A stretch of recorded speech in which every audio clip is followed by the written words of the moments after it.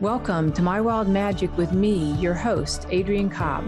Join me on a journey back home to your truest self in this inspiring, enlightening, and entertaining show. After a near-death experience in a car crash at 15 years old, I made a choice to stay and brought back with me 3 simple truths that I found from the other side. Love is all there is. Our time is over here quicker than we think, and we all have a purpose, a soul blueprint to fulfill. On this show, you will find a higher purpose, a creative expression, and unique soul attributes that you can bring forth into this world. Stay tuned with me for the next hour and find your higher purpose on My Wild Magic, starting now. Welcome, everyone. Thank you so much for being on the call today. Today, I am interviewing Baljit Rayat, and she does Akashic record readings using soul sacred geometry. Had one done. They're really pretty cool. I'm going to show you a picture of mine a little bit later. So doing Akashic record consulting, she's a teacher, intuitive soul purpose mentor, a sacred geometry soul artist, conscious DJ. And she also right now is helping people to get in touch with their sacred sexuality, their spirituality, merging all the worlds for the best part of all of us, really kind of up-leveling our lives on many different levels. And really getting to the root cause of things. So Baljit, welcome to the show today. Hello, thank you for having me.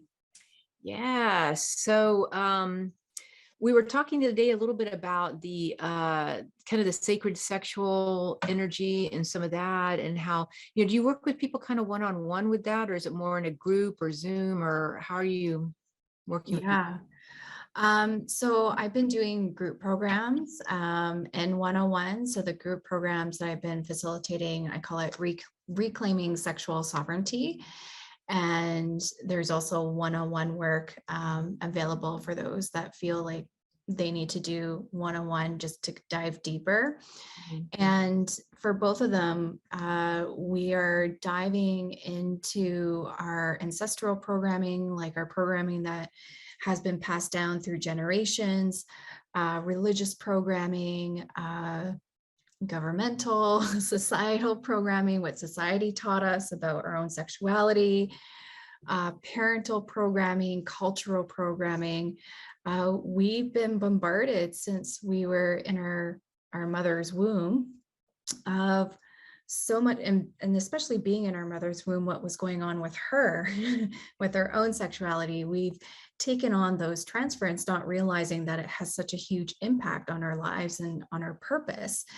And so as adults, we go about our day, wondering what our purpose is, what our creative gifts are, and even being in certain relationships and come across certain blocks, not realizing that there's such a parallel.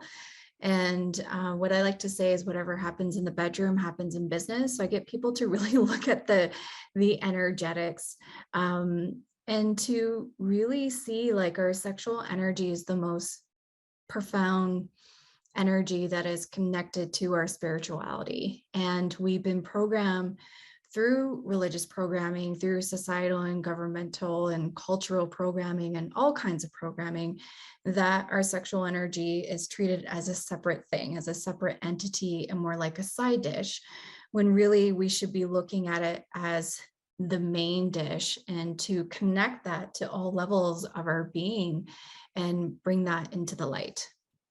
Absolutely. Well said. Yeah. And I do find the relationship to the biological mother is a really important one, for women and men, you know what I mean? Because I think that, how men are born from their mothers and how they perceive that, and whatever the mother doesn't have necessarily all worked out. So when you look at the soul, the Akashic records and the sacred soul blueprint that you work with and the sacred geometry, how did you actually get started in the sacred geometry aspect of this?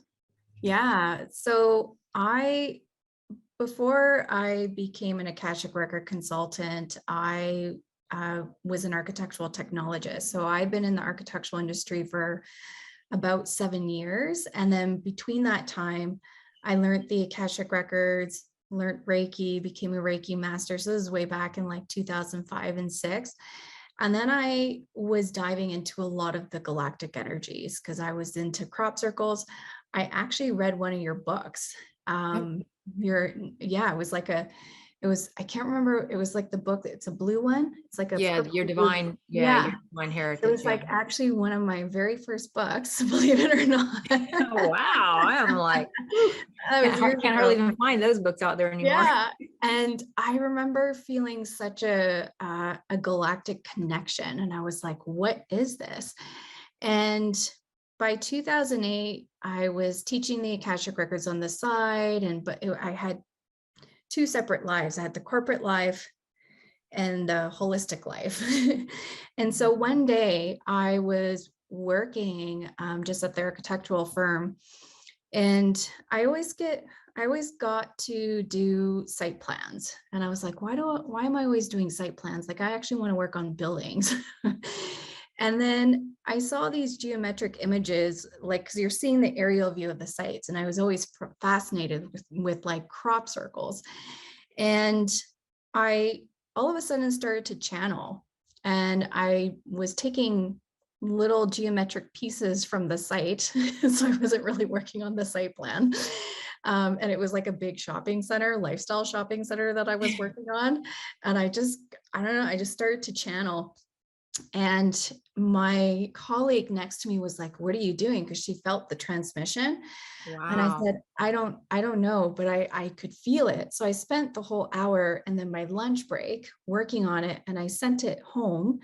And then when I printed it at home, I had this huge coming home experience. And this is like one of the generic images.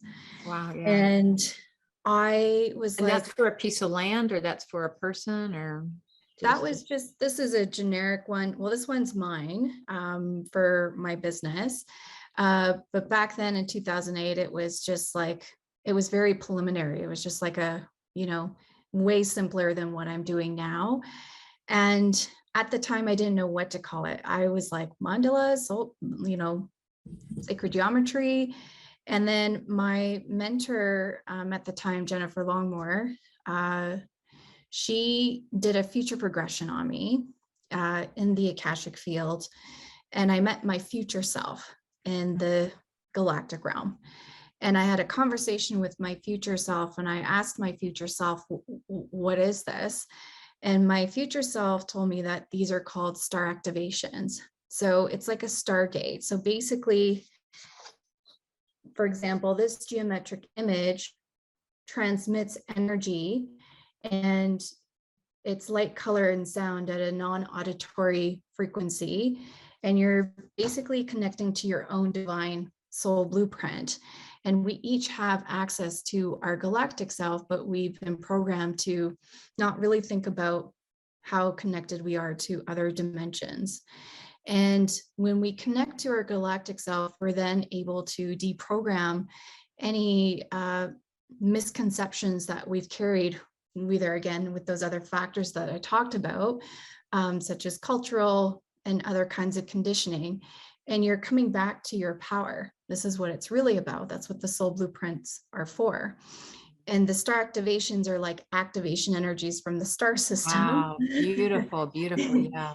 That aligns to your blueprint. So then eventually people were like, I was doing generic activations and doing teleseminars, and then people wanted their own customized soul blueprints. And I was like, okay. And then when I started doing them, I received very specific information about that actual person. For example, I had this one client, and she wanted to open up a healing center. And then when I did her soul blueprint, it turned out that she was to be a chocolatier, like create her own chocolate with actual flower essences. So Wow. 180. Everybody wants to be that. I Yeah.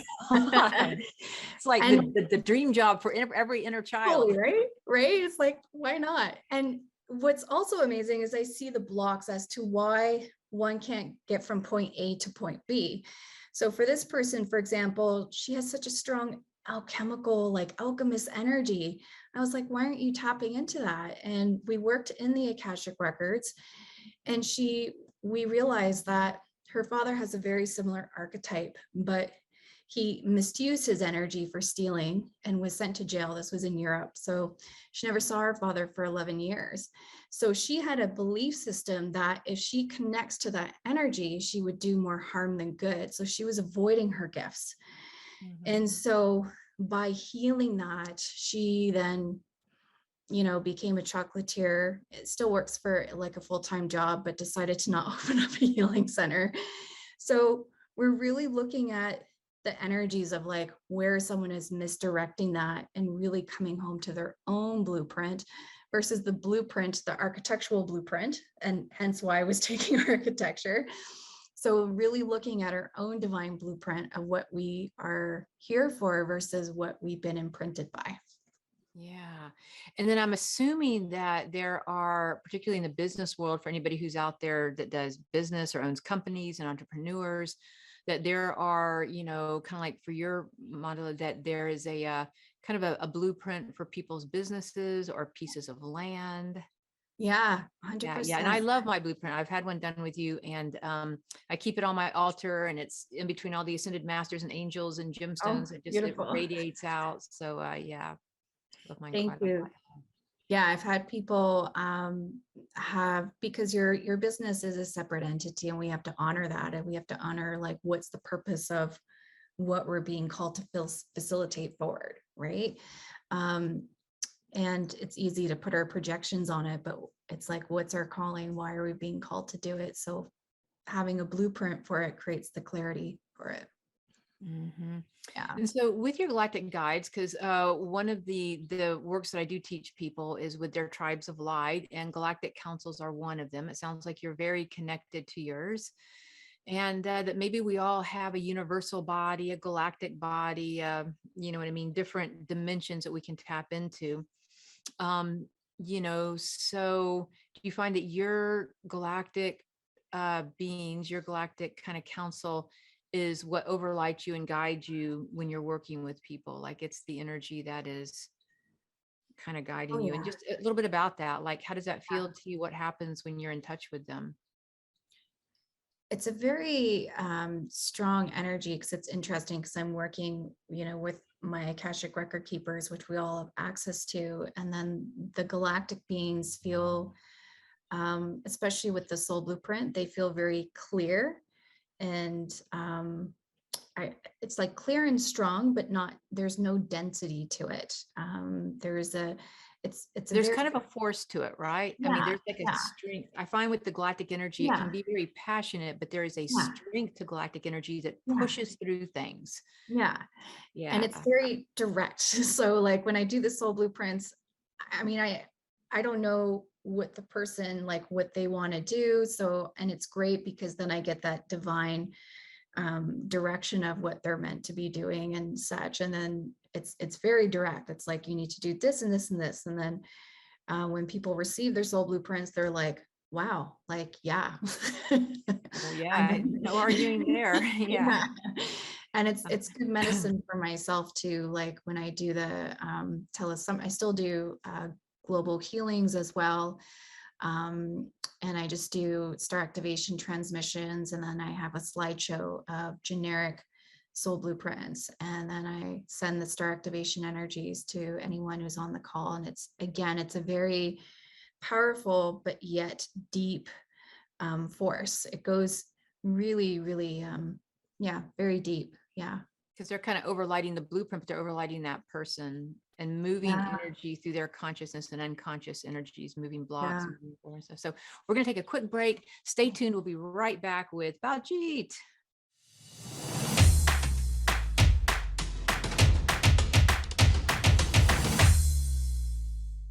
All right. So we are talking with Baljit Rayat, and she works with the Sacred Soul Blueprint, helping people with their business, their relationships, their personal life. She merges that with sacred geometry, and also with helping people to open up in their sacred sexuality as well. And is also a conscious DJ. So many a plethora of gifts that you have here. I love it. Thank Such a you. creative soul, So we were looking at some of the soul blueprints, the Akashic record things that you've done. So this one's mine, right? And just show the other one that you have, just so that people can kind of see a comparison? Like they're Yeah, all pretty unique. I have a Each one couple is kind here. of unique in terms of how it functions, really. And there's One's another my one, business soul blueprint here. business one. Yep. Yeah, cool. And they do carry energy with them for sure. They do have sacred geometry is known for carrying kind of the language of light and being able to send forth downloads of energy through sacred geometry, which the whole universe is somewhat kind of built on, I'd say, right? Is that Yeah. understand? Yeah. Yeah. It's like we're all sacred geometries. So why not? Why not? Because Right. Not. Yeah. it does go beyond what the human brain can understand, and it does take us out of our heads and things that we try to articulate logistically. I find with working with the soul blueprints with sacred geometry, it's like you can, like you said, it's light language, so you receive information that just goes beyond what your human brain can even understand, but your soul can feel it, and there's Yeah. such a profound shift and awareness that you receive from it. Yeah.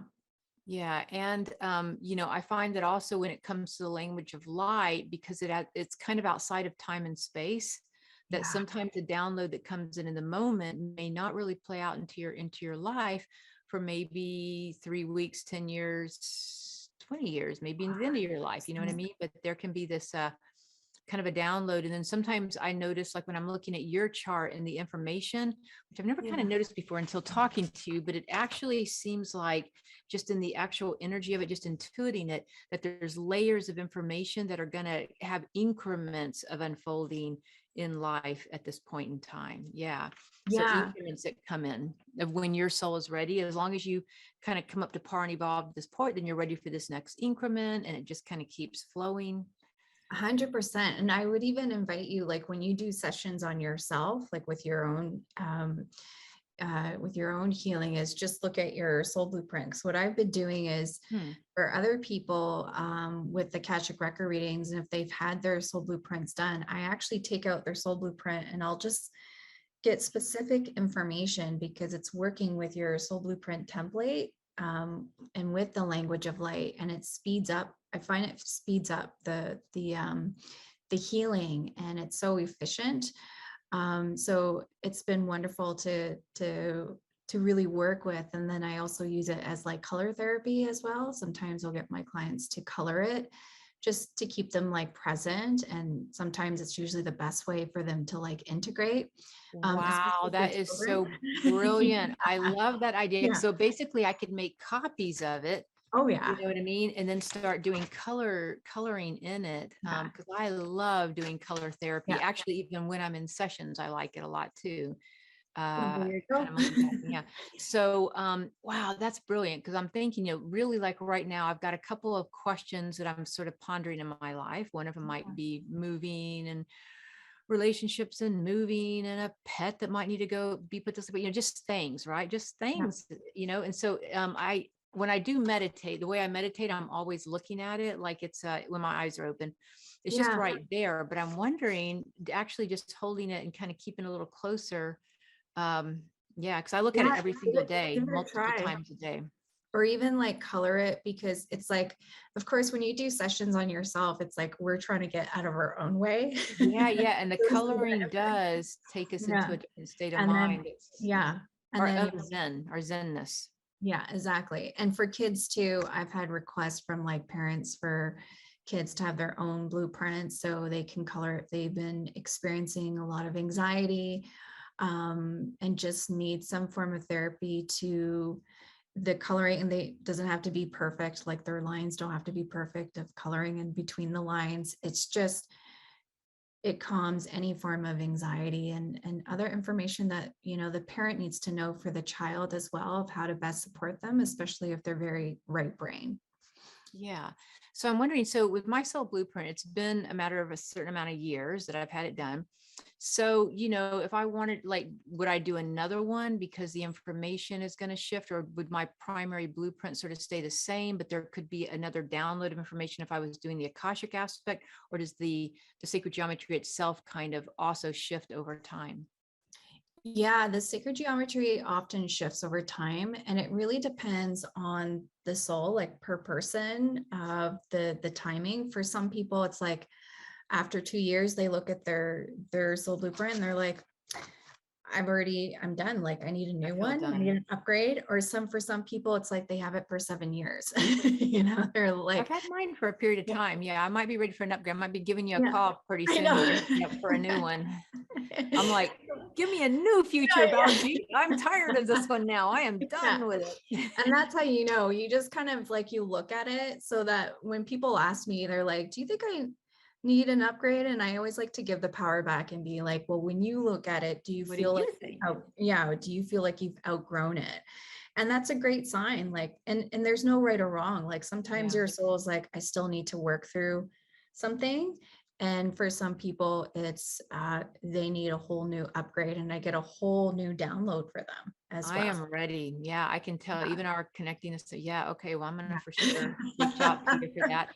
Okay, so how did you sort of so you've been doing that work for a while. So you went from architectural in a more linear business Yeah. format into all of a sudden just sort of having an awakening one day where your intuition and that awakening and that download seemed to kind of happen for you. Yeah. And then it sounds like that sort of took you on the journey of doing this more on a personalized level with people. And it seems like how long have you been doing the sacred sexual aspect of it with the Akashic record? And Yeah, I would say since 2011. I used to have a program called Sex and Sensuality, and it was like a 7 week and a 5 week series. Um, and I was still diving into, because what I've noticed is that when someone wanted to understand what their purpose was and why they didn't have healthy boundaries with intimate relationships and also like friendships, maybe their female relationships or anything, even work. I realized that it was interesting. My record keepers kept pointing at their sexual energy and the sexual shadow aspect. So addiction, maybe the person was addicted to porn and they just weren't admitting to it, and how that would leak their energy and play out through different aspects of their relationship. Or maybe someone was sexually abused or sexually shamed by their parent. And because of that repression, so a lot of this is about oppression and oppression of the sexual energy. And my record keepers were like, we need to pay attention to this because this is really important. So even then, I kind of still kept the programs again as a side dish, as an offering. But in the last year or so, I've just been really strongly guided to make that as a primary offering. So right now, I'm also taking a program, a practitioner program through Tibetan Tantra. So I'm actually working through a lineage, and it's through Authentic Tantra. So highly recommend Authentic Tantra. And working with the lineage has been so profound because I've been healing even my own sexual shadows, and also things that I've experienced culturally and racially, and so many things that we don't think about that have a profound play in our lives. So yeah, and then um, yeah, I've been just been guided to really make that priority. yeah, that's excellent. And I think, even with everybody, through a lot of the COVID stuff, people having to be more in their own homes, more in their own lane, not necessarily, it's not going to be, as easy maybe for a lot of people to go out to date or do things and whatever. So I'm assuming that your sexuality, it's more, it has a lot to do with your own internal power system. And when you're working with the sexuality, do you work a lot more in the lower three chakras or the first chakra? Like, do you find it's chakra related, or you're not really working that much in the chakras, or it's a little bit It's very light body related. So it's light kind of body? like Okay, galactic great. That's what tantra I'm for wondering. me. So it's like Yeah. I get shown the mental body, the spiritual body, the physical body, and the emotional body. And then it's like I track where that comes from and the connection to the sacral and how that affects, one's genitalia and just their, the lack of being able to be creative, or where it's stagnant down at the root in the sacral. So it's interesting. Sometimes I get directed to, it is in a weird way, like I get directed to work on a very galactic level, and then Wow. it roots, it's kind of like the rainbow bridge of like rooting the physical into the reality. Yeah. Yeah. And so that's going to help on all creative aspects. That's going to Yeah. help on manifesting anything in your life. And Yeah. the root chakra is a big one where a lot of people, I feel, don't necessarily access that quite so much. So we're going to take a quick break. We'll be Yep. right back. Stay tuned.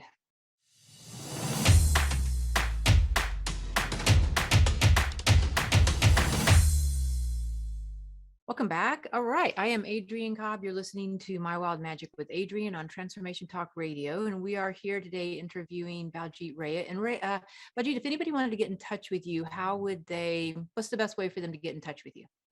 Yeah, if you can visit my website at www.baljitrayat.com. So BALJIT and then RAYAT.com. There'll be a contact info, and then you can look at all the offerings and other links as well. Okay. And again, that's Baljit, BALJIT, Rayat, RAYAT.com. Excellent. Yes. And she's out of Canada, up in the Canadian province up there. And yeah, so Yeah, nice energy there. thank you. Yeah, okay. So we were talking about, kind of like the sexual energy stream, and that you work more in the light body. So it's not necessarily chakra oriented with it, which a lot of people will want to do their sexuality and their tantra work through the chakras.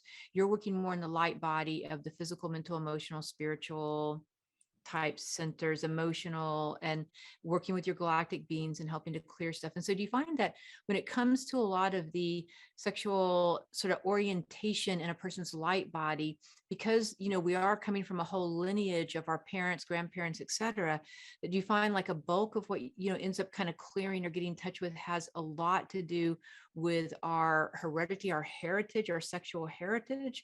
Or do you find that it's more related to stuff that goes on in this lifetime, or birthing issues, or does it kind of weigh in somewhere more than another? Yeah, a lot of it is very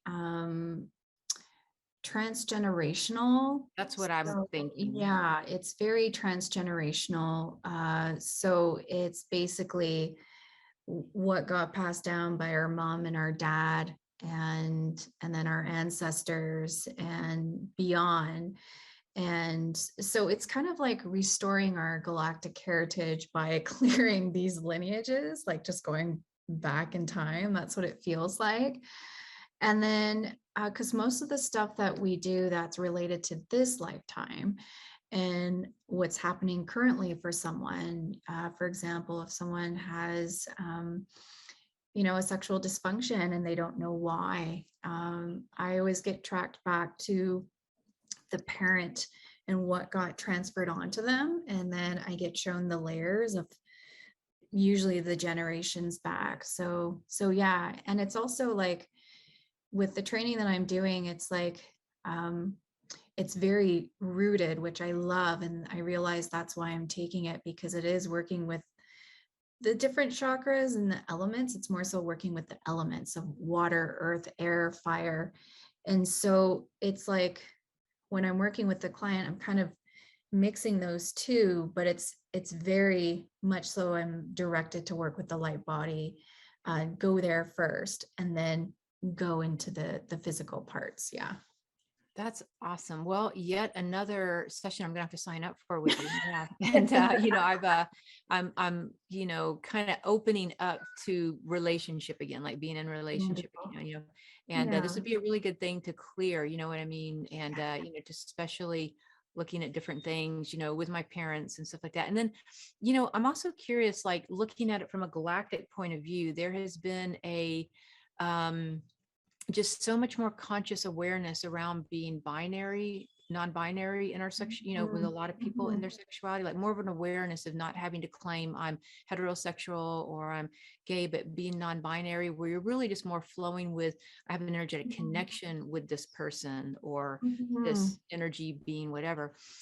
So there's that, right? So what do you think about in the sexual energy of more people being kind of in a more, having an awareness of being non-binary? Like, do you think that's an evolution of our society also with trans, like, transsexual type energy of kind of coming in one body and sort of moving into another expression? Yeah. It's so fascinating because I work with a lot of people of, many forms of sexual identity. And where I travel with them is going back prior to colonialism. And I find that in this lifetime, with um, gender is like before, for example, before India was colonized, there was all kinds of sexuality. Men could walk around with other men. There was trans people, like Wow. there was all forms. And then the British colonized India, from what I understand, and then made it, and for the longest time, homosexuality was not allowed. And so it was very like missionary men and women, including sexual positions, like very missionary.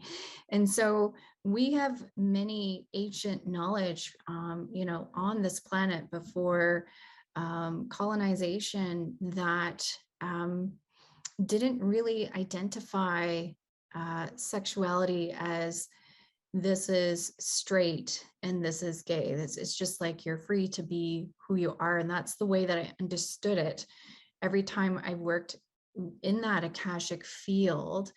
And then beyond that, on the galactic level, it's interesting. I feel like there's no kind of like labels. There's just this like freedom of just being who you are. And I feel like that's actually really important, whether you're non-binary, trans, straight. Uh, it it really is about going back to reclaiming, and this is about reclaiming sexual sovereignty.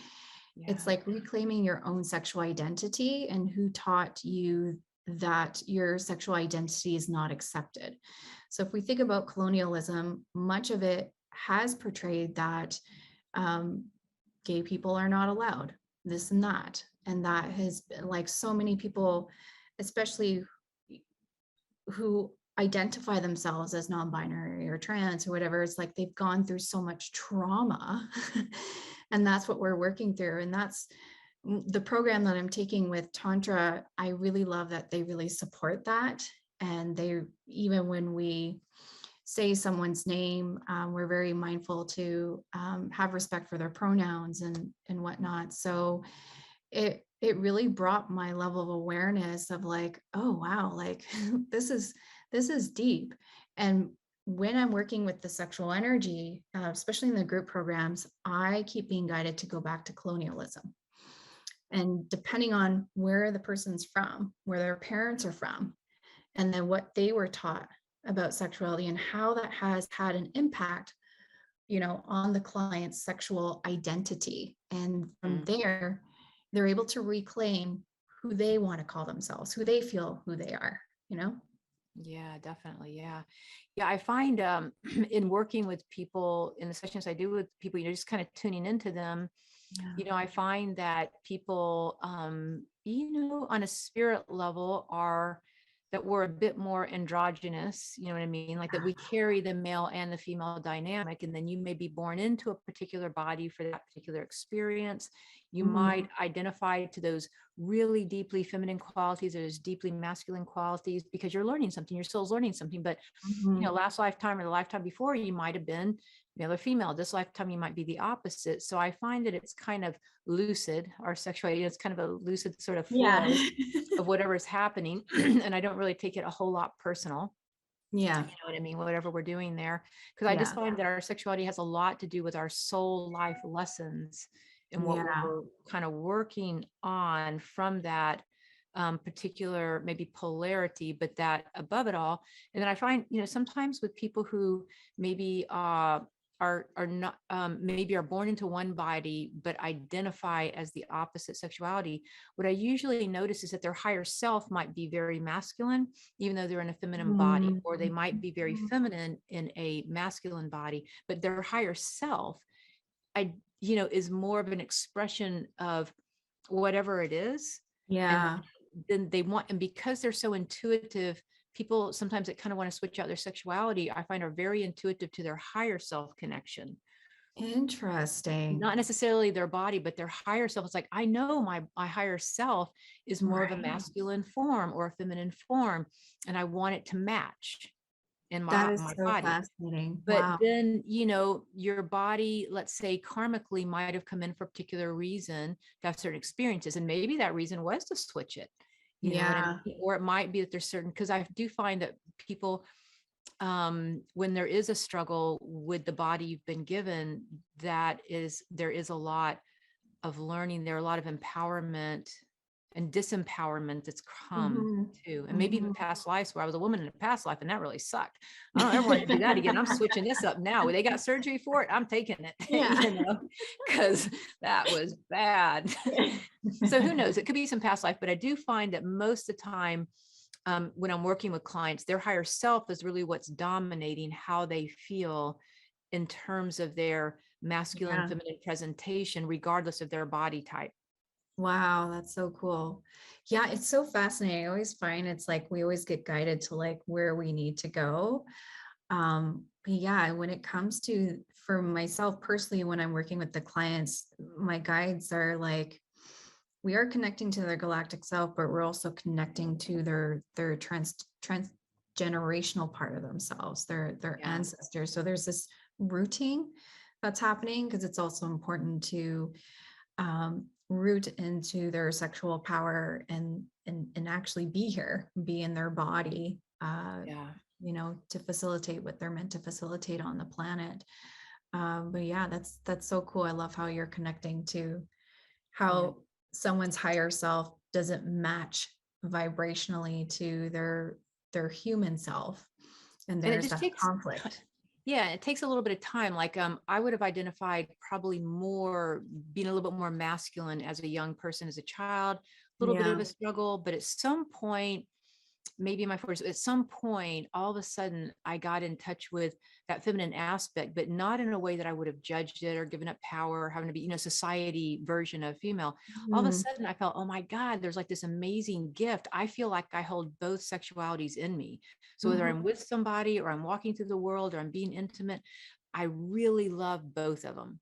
You know what I'm saying? Yeah. Like Yeah. really nicely, like full on own both of them, Yeah. where I wouldn't want to give up either at this point, but I used to slant Yeah. more. You know what I mean? Yeah, Oh we're going to yeah. be right back. Oh We'll be yeah. right back with this fascinating conversation.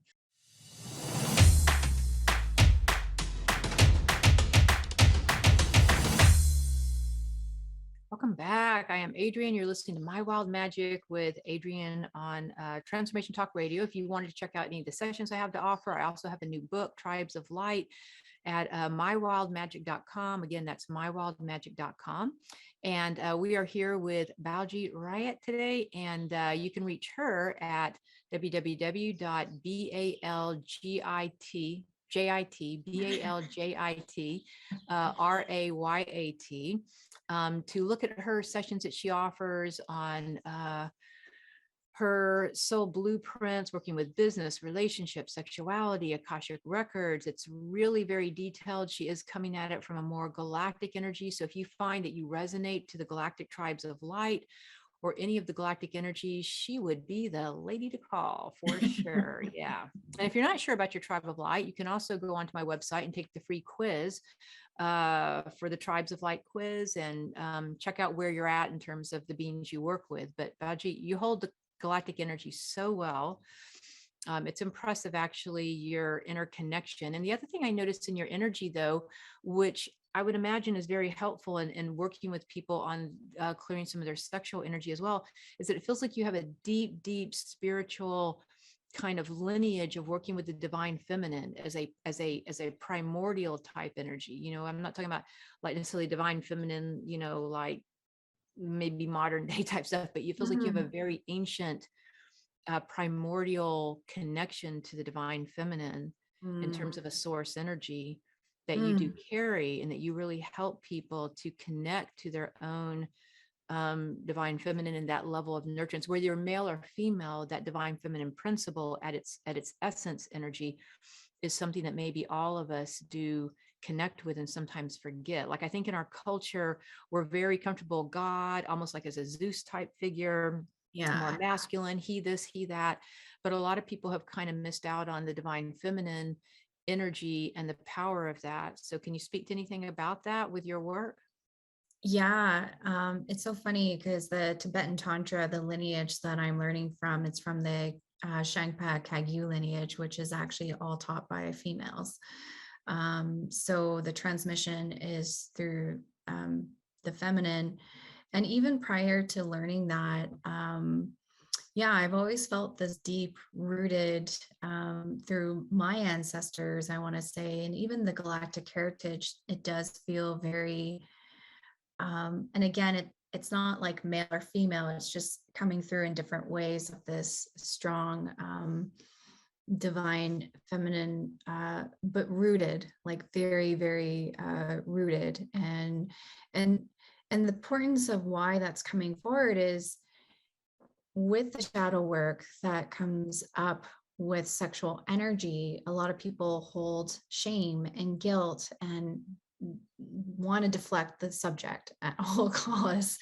So to bring that nurturance and that softness and the awareness, like the clarity to the shadow, like really looking at it in a compassionate way, in a loving, compassionate way, and being like, oh, okay, cool.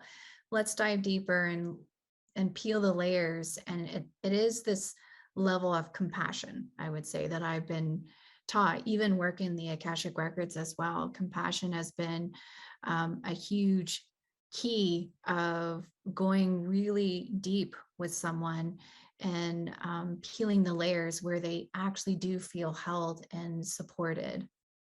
Yeah, and holding that mantle of divine compassion, the divine feminine, Yeah. it's a sacred gift to be that for somebody. And it feels like you hold Yeah. it with an immense amount of integrity and light and consciousness with that. Yeah. And so with the energy of healing our sexuality, because it's one thing to heal our own sexuality, but then it's a whole nother thing to actually sexuality, even though it can be a very personal thing, it's something that we oftentimes want to share with somebody.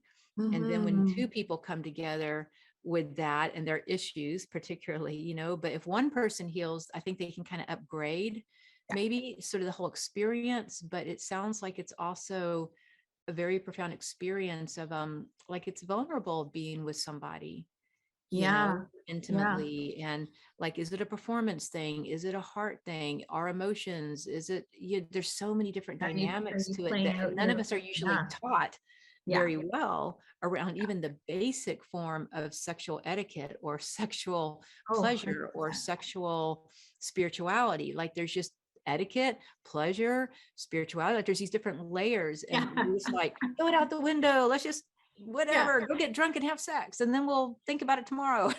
It's like it's so unconscious for a lot of Yeah. people, or it's riddled with so much guilt, issues, performance, that it just sort of loses so much along the Yeah. way for a lot of people. I find that, the less healing that someone has done in their life, the less connected they are to their sexual energy. Even for those that don't necessarily directly tap into sexual healing, like when they're doing their healing work, um, they usually have a deeper connection to themselves because that's what you're doing. You're learning to have a deeper level of intimacy with yourself, and therefore you're able to share that level of intimacy with someone else. And if you don't do that, like you said, you're going to end up attracting partners that play out the dynamic, play Yeah. out, you know, something that could be super toxic because there's a charge to it, there's a chemistry to it, but it doesn't serve you. It just actually drains you. So the more that you heal your sexual energy, you're learning how to conserve your sexual energy and actually use it for the higher good. Use it. I usually call it misdirecting sexual energy. And when we misdirect our sexual energy, we can misdirect it by using that sexual energy to over nurture people. So being a people pleaser, because there's this need for validation and acceptance, and there could be this undeservingness that you have about receiving pleasure and just receiving in general. So what happens is that you can actually use that sexual energy and misdirect it into just pleasing everyone, and then you're just depleted, and then you blame everyone for your problems. And then you're just like, so when you heal that part, it parallels to the level of intimacy you're able to receive on a sexual level with your partner, and noticing the difference, and even your experiences sexually will heighten and expand exponentially. It's pretty profound. And the And healing. raising that sexual energy up into the heart and having that heart connection and that emotion, and then raising it up into the spirit body and having that connection, which is a whole nother profound experience. That sometimes people kind of get stuck in a lower energy there, and they don't know how to breathe it and raise it up to a higher, even more pleasurable, more intimate, and more conscious connection that's very life-giving and healing for all the organs of the body. Even, I mean, people maybe don't understand versus, just losing energy through sexuality versus the body, and knowing how to be with your partner to actually give energy in a way that it's healing to the kidneys and healing to the adrenals and healing to the heart and all. And so do you work with couples, not like so much intimately, but working on them individually to where both of them can kind of do that work together, and then they can work that with each other? Like, do you? So it's so fascinating. I'm glad you brought that up, because I get a lot of clients where where it's their partner, like one of the partners, husband, wife, girlfriend, or boyfriend, they'll send them to me. Fix them for me. And as of late, I've been working with more males too, but it's like it's like I have to work with them individually, just so that individually, really get to that piece. And then I'll give them some exercises to bridge that energy work that we did to, physical reality of like, okay, it could be communication, it could be just being present, and whatever else that I'm being guided to share with them. And then usually months later, the other partner comes and be like, okay, I need to work on this. So usually like one of them will send each other and be like, you need to go see Baljit. And then there could be layers.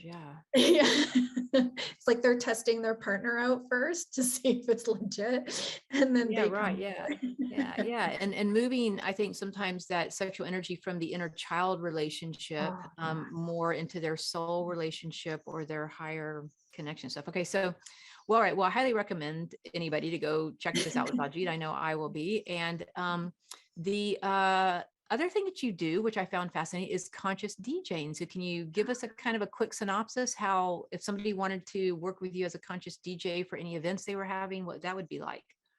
Yeah, so I mainly do like festivals and events, and just anything that just feels in alignment in regards to events of facilitating and just DJing. But how it all came about is an ex-partner of mine from years ago, back in 2010, taught me how to DJ, and then I was self-taught.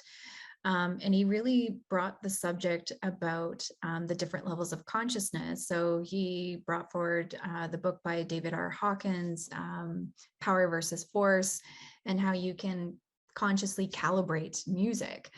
And I was like, so him and I would test each other. So he would muscle test some songs, and then I would intuitively test the song, and we would say it out loud, the number that we got, and it would usually be the same. So that's how we knew the different levels of consciousness and music. And I was very much part of the nightlife, and I would watch people dance on the floor, and then when the DJ changed a song, they were just like, I'm going to go to the washroom. And it was like the vibration dropped, and I was like, huh. So it was tracking like a lot of information about music and the different levels of vibration. And then I kind of came out of the closet more so in 2017 of doing just doing events and practicing and just actually doing DJ sets. So I was asked to do a podcast on SoundCloud for podcasts in Spain. And that just catalyzed all the other podcast sets that I've been doing just around the world. And oh it's my like gosh. an Okay, this intense. is like a whole nother subject, Baljit. Yeah. We're going to have to wrap it up today, but I am having you back on and we're going to talk Yes. all about sound next. Okay, so you are for sure coming back on. Thank you so much for being on the call today. And Oh, to thanks for having listeners, me. reach out to baljitrayat.com. Thanks for tuning in to My Wild Magic with me, your host, Adrienne Cobb. Each one of us has a sole purpose on this earth and a higher purpose full of creative expression and unique soul attributes. Make sure to tune in next week on transformationtalkradio.com to continue your journey home to your truest self and pursue the path of unconditional self-love. If you would like to learn more about me, visit mywildmagic.com. Again, that's mywildmagic.com.